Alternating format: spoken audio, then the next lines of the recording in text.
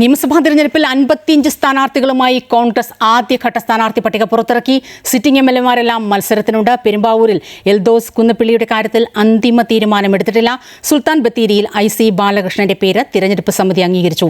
Unfilled D'Souza ചേരുകയാണ് ഏറ്റവും പുതിയ വിവരങ്ങളുമായി. അൺഫിൽഡ്, ഒരുപക്ഷെ ഏറ്റവും ആദ്യം സ്ഥാനാർത്ഥി പട്ടിക പ്രഖ്യാപിക്കുക കോൺഗ്രസ് തന്നെയെന്നാണ് തുടക്കത്തിൽ VD സതീശന്റെ വാക്കുകൾ നൽകിയ സൂചന. അതായത് ഫെബ്രുവരി പകുതിയോടുകൂടി, പക്ഷേ ഒരു മാസം കൂടി പിന്നിട്ട് തീയതി നിശ്ചയിച്ച് 24 മണിക്കൂറായി. അത് 24 കഴിഞ്ഞ് 48 മണിക്കൂറും കഴിഞ്ഞ് 50-ാമത്തെ മണിക്കൂറിൽ ഇപ്പോൾ കോൺഗ്രസിന്റെ ആദ്യഘട്ട സ്ഥാനാർത്ഥി പട്ടിക പ്രഖ്യാപിക്കുമ്പോൾ താൽക്കാലിക സസ്പെൻസ് കഴിഞ്ഞു. പക്ഷേ കുറേ കാര്യങ്ങൾ നമുക്ക് ആ പട്ടികയിൽ നിന്ന് വായിച്ചെടുക്കാനുണ്ട്. MP-മാരുടെ സീറ്റുകളൊന്നും ഫില്ല് ചെയ്തിട്ടില്ല. മാത്രമല്ല, കോൺഗ്രസിന്റെ കൈപ്പത്തി ചിഹ്നത്തിൽ CPM-ൽ നിന്നുള്ള 2 പേർ, സുരേഷും ഐഷ പോറ്റിയും മത്സരിക്കുന്നു. CPM-ൽ നിന്ന് പോയ സ്വതന്ത്രരായി മത്സരിക്കുന്നവർക്കുള്ള സീറ്റുകൾ ഒഴിച്ചിട്ടിരിക്കുന്നു. അങ്ങനെ ഒരുപാട് പ്രത്യേകതകളുള്ള ആദ്യത്തെ 55 അംഗ പട്ടിക. സ്വപ്ന സൂചിപ്പിച്ച പോലെ തന്നെ ഈ ഏറ്റവും നിർണായകമായ ഒരു തെരഞ്ഞെടുപ്പിൽ കോൺഗ്രസിൽ ഏറ്റവും പ്രതീക്ഷ, UDF-ന് ഏറ്റവും പ്രതീക്ഷയുള്ള ഈ തെരഞ്ഞെടുപ്പിൽ അവർക്ക് 24 മണിക്കൂറിൽ സ്ഥാനാർത്ഥിയെ പ്രഖ്യാപിക്കുമെന്ന പ്രതിപക്ഷ നേതാവ് അദ്ദേഹത്തിന് ആ ആത്മവിശ്വാസത്തിനൊക്കെ തന്നെ വളരെ പിന്നോട്ട് പോയ കാഴ്ചയൊക്കെയാണ് ഈ 3 ദിവസവും നമ്മൾ കണ്ടത്. എന്തായാലും ഈ ആദ്യഘട്ടത്തിൽ ഈ 55 സ്ഥാനാർത്ഥിയെങ്കിലും അവർക്ക് ഈ 3-ാം ദിവസം ഈ വൈകി വേളയിലെങ്കിലും പ്രഖ്യാപിക്കാൻ കഴിഞ്ഞു എന്നത് കോൺഗ്രസിന് ഒരു ആത്മവിശ്വാസം നൽകുന്നു.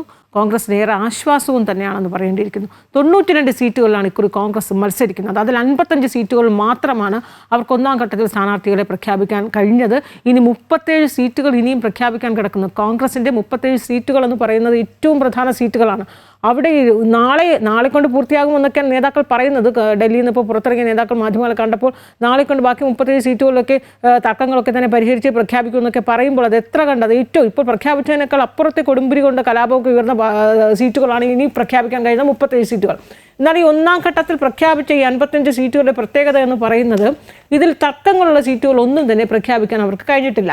സിറ്റിംഗ് MLA-മാർ മത്സരിക്കുന്ന സീറ്റുകളൊക്കെ തന്നെ ഏറെക്കുറെ പ്രഖ്യാപിച്ചു കഴിഞ്ഞു. അതിൽ സിറ്റിംഗ് MLA-മാരുള്ളതിൽ നമുക്കറിയാം 21 പേരിൽ 2 പാലക്കാടും തൃപ്പൂണിത്തുറയും മത്സരിക്കുന്ന K ബാബുവിൻ്റെയും പാലക്കാട് രാഹുൽ മാങ്കൂട്ടത്തിൻ്റെ സീറ്റുകളാണ്.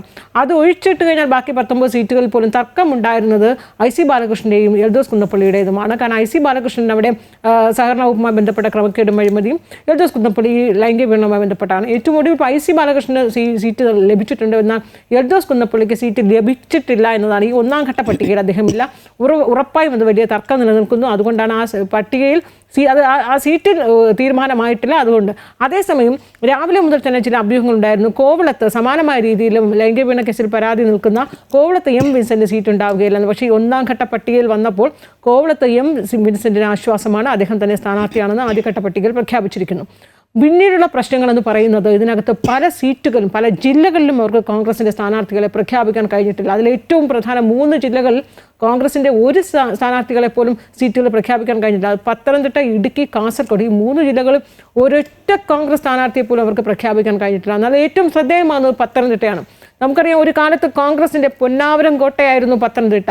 അത്രയേറെ വളക്കൂറുള്ള പത്തനംതിട്ട, അവരുടെ കോട്ടയിൽ പോലും ഒരൊറ്റ കോൺഗ്രസ് സീറ്റുകളിൽ പോലും 1-ാം ഘട്ടത്തിൽ സ്ഥാനാർത്ഥിയെ പ്രഖ്യാപിക്കാൻ കഴിഞ്ഞില്ല. ചെങ്ങന്നൂർ, ആറന്മുള എന്ന് പറയുന്നത് ഏറ്റവും നിർണായകമായ സീറ്റുകളാണ്. അവിടെ മന്ത്രിമാർ, CPM-ലെ മന്ത്രിമാരാണ് ആറന്മുളയിലും വീണ ജോർജും ചെങ്ങന്നൂരും സജി ചെറിയാനും. അവിടെയൊക്കെ തന്നെ ഏറ്റവും ശക്തമായ തീപാറുന്ന പോരാട്ടം നടക്കേണ്ട മണ്ഡലങ്ങളാണ്. അവിടെയൊന്നും തന്നെ ഈ തർക്കത്തെ തുടർന്ന് കോൺഗ്രസിന് സ്ഥാനാർത്ഥികളെ പ്രഖ്യാപിക്കാൻ കഴിഞ്ഞിട്ടില്ല. ഒപ്പം തർക്കമുള്ള മറ്റ് ജില്ലകളിലൊന്നും തന്നെയും തർക്കമുള്ളിടത്തൊന്നും പ്രഖ്യാപിക്കാൻ കഴിഞ്ഞിട്ടില്ല. അതിൽ ഏറ്റവും ശ്രദ്ധേയമാകുന്നത് തിരുവനന്തപുരമാണ്. തലസ്ഥാന ജില്ലയാണ്. അവിടെ ആകെ 3 സീറ്റുകൾ മാത്രമാണ് അവർക്ക് പ്രഖ്യാപിക്കാൻ കഴിഞ്ഞിട്ടുള്ളത്. ഈ 14 സീറ്റുകൾ തിരുവനന്തപുരം ജില്ലയിലുള്ളതിൽ 2ഇടത്ത് ഘടകകക്ഷികളാണ്. 2ഇടത്ത് ആറ്റിങ്ങൽ ഘടകകക്ഷിയാണ്. അത് RSP സീറ്റ് പ്രഖ്യാപിച്ചു കഴിഞ്ഞു. പിന്നെ തിരുവനന്തപുരം സെൻട്രലാണ്. അവിടെ CMP ആണ് നിലവിൽ പറഞ്ഞിരിക്കുന്നത്. ഈ 2ഇടത്തൊഴിച്ച് ബാക്കി 12ഇടത്തും കോൺഗ്രസ് സ്ഥാനാർത്ഥികളാണ് പ്രഖ്യാപിക്കേണ്ടത്. അവിടെ 3 മാത്രമാണ്. വട്ടിയൂർക്കാവ് K മുരളീധരൻ, കോവളത്ത് സിറ്റിംഗ് MLA N വിൻസെൻ്റ്, അതോടൊപ്പം തന്നെയും രമ്യ ഹരിദാസിനെയാണ് ചിറയൻകീഴ് പ്രഖ്യാപിച്ചിരിക്കുന്നത്. SC/ST സംവരണ മണ്ഡലമാണ്. അവിടെ തർക്കമുണ്ടായിരുന്നു.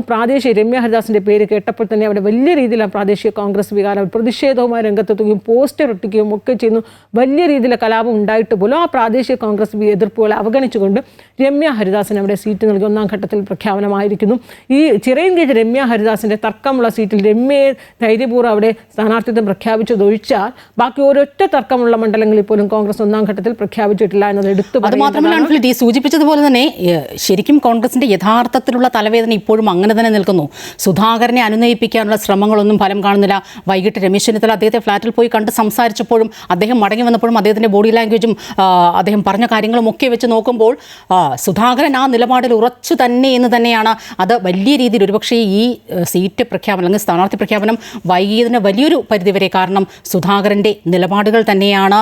മാത്രമല്ല അതിൽ ഇനിയിപ്പോൾ നാളെ അല്ലെങ്കിൽ മറ്റന്നാളോടുകൂടി ഇതിലൊരു അന്തിമ തീരുമാനമുണ്ടായി പ്രചരണ രംഗത്തേക്ക് ഇറങ്ങേണ്ടിയിരിക്കുന്നു. BJPയും CPM ഓൾറെഡി ഇതിനോടകം തന്നെ പ്രചരണത്തിൽ ഒരു ദിവസത്തെ മുന്നേറ്റമെങ്കിലും അവർ നടത്തിക്കഴിഞ്ഞു. പക്ഷേ അപ്പോഴും കോൺഗ്രസ് സ്ഥാനാർത്ഥി പട്ടിക പൂർണ്ണമായും പ്രഖ്യാപിക്കാതെ അല്ലെങ്കിൽ ആ പ്രഖ്യാപിച്ച പട്ടികയിൽ ഒരുപാട് തർക്കങ്ങളും പ്രതിസന്ധികളും ഇനിയും ബാക്കി നിൽക്കുന്നു എന്ന സൂചന തന്നെയാണ് നൽകുന്നത്. ഉറപ്പായും. കാരണം ഏറ്റവും കൂടുതൽ തർക്കം ഉണ്ടായിരിക്കുന്നത് ഈ കണ്ണൂരും ഒപ്പം തന്നെ കോന്നിയുമാണ്. കാരണം ഈ രണ്ടിടത്തും സിറ്റിംഗ് MP-മാരാണ്. അതായത് കെ സുധാകരനും ഇപ്പോൾ അടൂർ പ്രകാശും. ഇവരൊക്കെ തന്നെ ഡൽഹി കേന്ദ്രീകരിച്ച് അവിടെ കലാപം ഉയർത്താനായി തയ്യാറായി നിൽക്കുകയാണ്. ഇവരെ അനുനയിപ്പിക്കാൻ ഇപ്പോഴും ശ്രമം നടന്നിട്ട് അതൊന്നും വിജയം കണ്ടിട്ടില്ല. അതിൽ പ്രതിസന്ധിയാകുന്നത് കെ സുധാകരൻ്റെ നിലപാട് തന്നെയാണ്. കാരണം കെ സുധാകരന് എങ്ങനെയെങ്കിലും കെ സുധാകരന് മാത്രമായ ഒരു സംവരണം നൽകി കഴിഞ്ഞാൽ ബാക്കി എല്ലാ MP-മാരും ഇപ്പോൾ മറഞ്ഞിരിക്കുന്ന എല്ലാവരും തലപൊക്കി രംഗത്ത് വരുമെന്ന് കൃത്യമായി അറിയാം കോൺഗ്രസിന്. അതുകൊണ്ട് തന്നെയാണ് ഹൈക്കമാൻഡ് അക്കാര്യത്തിൽ തീരുമാനമെടുക്കാതിരിക്കുന്നത്. രാവിലെ രമേശ് ചെന്നിത്തല പോയിക്കൊണ്ട് ഇപ്പോൾ അല്പം മുമ്പ് MK രാഘവൻ കെ സുധാകരനുമായി കൂടിക്കാഴ്ച നടത്തിക്കൊണ്ടിരിക്കുകയാണ്. കൂടിക്കാഴ്ച പൂർത്തിയായിട്ടില്ല എന്നാണ് നമ്മൾ മനസ്സിലാക്കുന്നത്. അതേസമയം MK രാഘവനും സിറ്റിംഗ് MP ആണ്. അദ്ദേഹവും ഈ MLA സീറ്റിന് വേണ്ടി മുറവിളി കൂട്ടുന്ന മറ്റൊരു MP കൂടിയാണ്.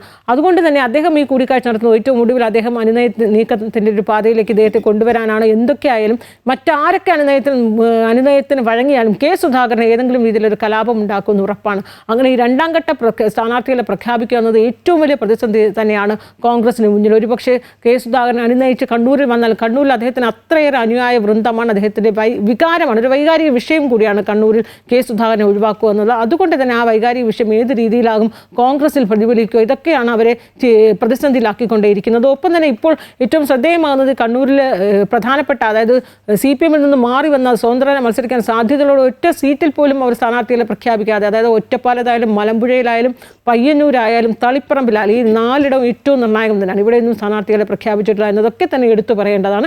എന്തായാലും ഇനിയുള്ള 37 സീറ്റുകൾ കോൺഗ്രസ് സംബന്ധിച്ച് ഏറ്റവും വലിയ തലവേദനയാണ്. ഏറ്റവും വലിയ പ്രതിസന്ധിയുള്ള മണിക്കൂറുകളിലൂടെയാണ് കോൺഗ്രസ് കടന്നു പോകുന്നത്.